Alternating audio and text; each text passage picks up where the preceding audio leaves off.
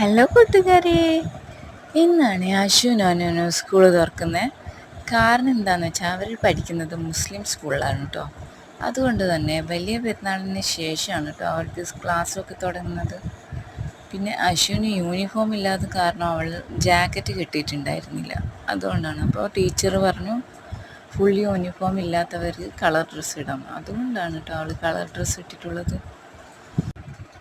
അനുവിനെ ഇക്കൊല്ലത്താണ് കേട്ടോ അവിടത്തേക്ക് മാറ്റി ചേർത്തത്. അത് ഞാൻ ഈ മുന്നത്തെ വീഡിയോയിൽ കാണിച്ചിരുന്നല്ലോ.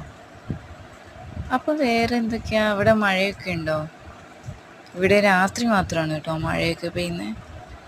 പിന്നെ ചെറിയ തണുപ്പുണ്ടാവാറുണ്ട്, പകലൊക്കെ നല്ല ചൂടാണ് കേട്ടോ. അപ്പോൾ ഇത്രയേ ഉള്ളൂ. Thank you for watching.